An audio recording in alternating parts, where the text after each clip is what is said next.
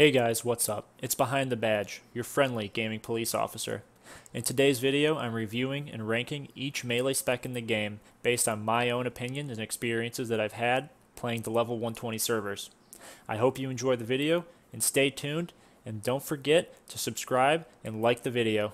Thanks. First up, we have the Fury Warrior. I can honestly say going into BFA that I firmly believe Fury will be the best melee spec to play. Fury really doesn't feel like it's lacking anything.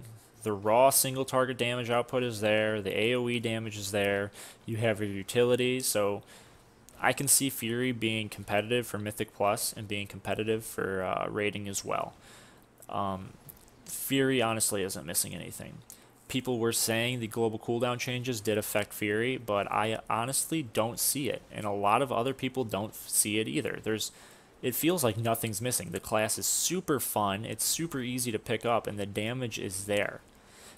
So if you really want to play a spec that is going to keep you entertained while being extremely viable for, Mythic Plus and rating, then the Fury Warrior is the thing to go with. Next up, we have the Arms Warrior. Going into BFA, I can say that Arms is extremely strong in terms of single target damage, and pretty strong in the AOE department as well. It's going to be viable for Mythic Plus, it's going to be viable for rating. Arms feels very, very good. I don't see Arms being changed before BFA drops, or even before maybe the first patch, as the damage doesn't feel overpowered and it doesn't feel underpowered. It feels like it's in just the perfect spot. So if you pick the Warrior class as a whole, you're getting Fury, you're getting Arms, two very, very good melee specs. Fury definitely is above Arms right now in terms of damage, but that may change later on, as Fury, as I said, is definitely the top melee spec in the game right now. Arms definitely falls in a very good tier. So if you pick Arms, you're in a good spot and you really shouldn't worry about any changes. Next up, we have the Ret Paladin. Going into BFA, I'm not really sure how to feel about Rets. They have good single target damage, but their AoE damage feels very weak. I know Rets have very, very good burst, but outside of their burst, their sustain potential just doesn't feel there. They'll be viable for Mythic Plus up to a certain point. I don't see you being able to push much as a Ret. They'll be viable in raids, definitely. There's always a need for a Ret Paladin in a raid. Their DPS is there for single target damage fights, but as I said, Mythic Plus, I don't see him being able to push that far. Outside of PvP even in PvP, honestly, I don't see Rets being that great. They have the single target damage, as I said, but they don't have that AoE damage. The one thing they do bring to the table, though, is utility. They have quite a bit of that.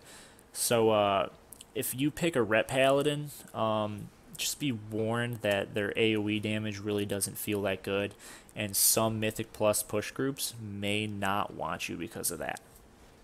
Up next is the Survival Hunter. I love the changes that Blizzard has made to this spec. It's a lot more fluid now, it doesn't feel as clunky, and it's honestly a lot more fun to play.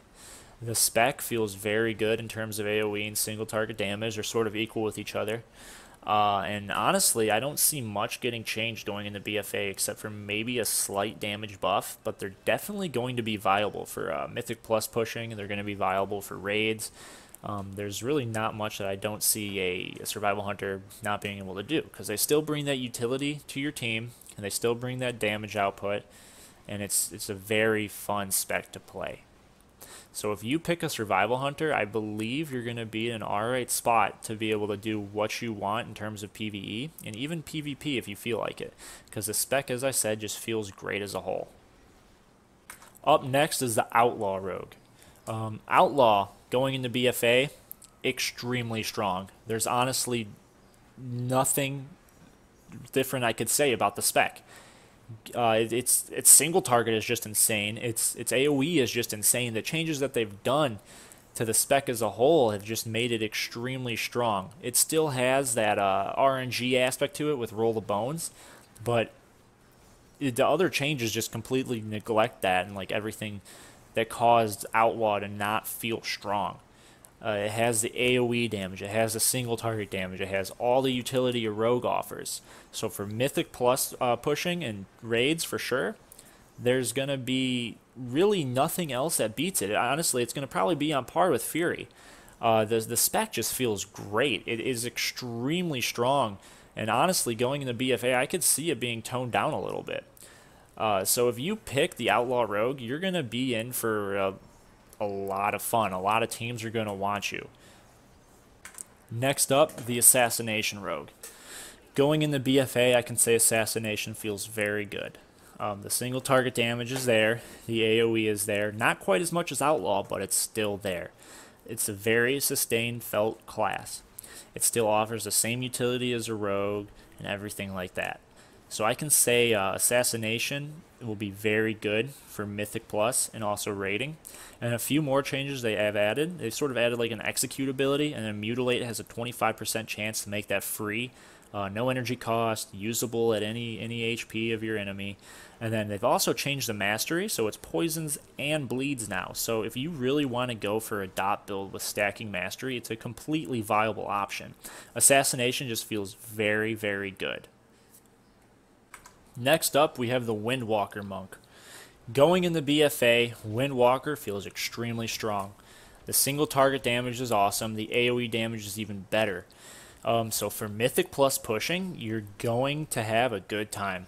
The utility is there, the mobility is there, everything is there just to push Mythic Plus. I see Windwalker, honestly, actually being the best melee DPS spec in terms of pushing Mythic Plus. But for rating, it's a little bit different. It might not be as good, but it's still going to be very, very strong. Again, your Windwalker monks offer the single target damage, they offer the AoE damage, and they offer the utility. Everything that any team would really want to have. I don't see monks being changed going into BFA. They honestly sort of feel the same as they do in Legion, just extremely, extremely good. Next up, you have the Unholy Death Knight. Unholy feels very good in terms of AoE, but the single target feels like it's somewhat lacking.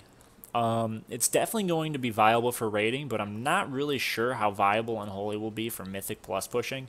The utility, it really doesn't have much anymore. The spec just feels sort of clunky, to say the least.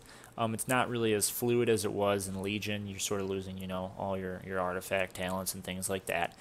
But the spec still feels very strong. It's definitely going to be able to push some of Mythic Plus, but not really as much as his counterpart Frost. But it's also going to be very, very viable in raiding. The only thing that I can see Unholy lacking really is the single target damage, as I said. Defile is very strong now. They've added the ability for it to actually add the festering wounds to other targets. You can spec into that. So that's a very, very good change. So honestly, if you do pick the Unholy Death Knight, you're gonna be having a good time. It's a fun spec to play, but it's just really not as strong as Frost. Next up, we have the Frost Death Knight. Frost feels very good. The single target damage is still there. It's very, very bursty feeling. The AoE damage is still there. For Mythic Plus, the Frost Death Knight will be very good for pushing. For raiding, the Frost Death Knight will be very good for just anything. It has all the single target damage you want. It has all the AoE damage you want. The only thing that it feels like it's lacking is utility. It's definitely better than Unholy, I feel. So if you do pick a Frost Death Knight, you're gonna do okay. Not quite as good as a Fury Warrior, but you're still going to be able to compete and be towards the top of the charts. Next up, we have the Enhanced Shaman. Going into BFA, the Enhanced Shaman doesn't feel that strong. It's a very fun spec to play, don't get me wrong, but the damage output really just isn't there. You're lacking a lot in AoE, and you're just sort of RNG bursty. You still have that feel of the RNG burstness, like, if that's a word, from Legion. Storm Strike still can proc another Storm Strike and so on, but the damage output just really isn't there. So if you pick an Enhanced Shaman, I honestly don't see you being viable for Mythic Plus pushing. I don't see you being very viable for raiding until something gets changed. While the spec still is very fun to play, it's just really not where it needs to be.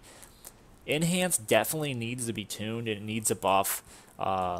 So if you pick a Enhanced Shaman, just keep that in mind. It definitely needs a buff, and I'm not sure when it's going to happen. It might not even be to the first patch, but it definitely needs some type of buff or rework.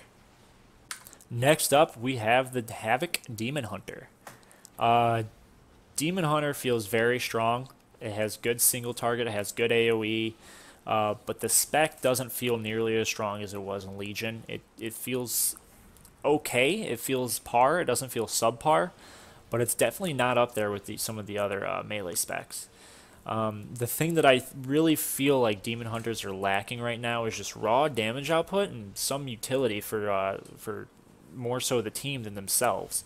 So if you do pick a Demon Hunter, just be warned that they're not going to really start off that great unless something gets changed before live drops. Their damage output just doesn't feel there right now. So just keep that in mind if you do pick a Demon Hunter to play as a DPS spec. Alright, to more so just recap and organize everything for us, I'll go ahead and just put everything into tiers.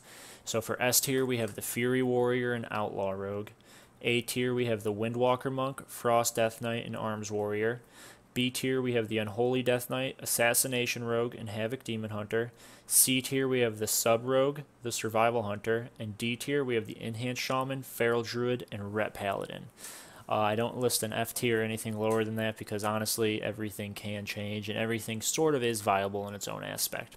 The two things I didn't show was the Feral Druid and the Sub Rogue because currently on beta they're both bugged. You can't really play them and really show what they do. And really, if you have any questions on why I listed them like this, and if you disagree with me, just go ahead, leave me a comment, and let me know why our opinions are differing, and just go ahead and tell me what you think should be the correct listing. I really appreciate the feedback. So go ahead, subscribe, like this video, and tune in next time, guys. Thanks for watching. Have a good one. Bye.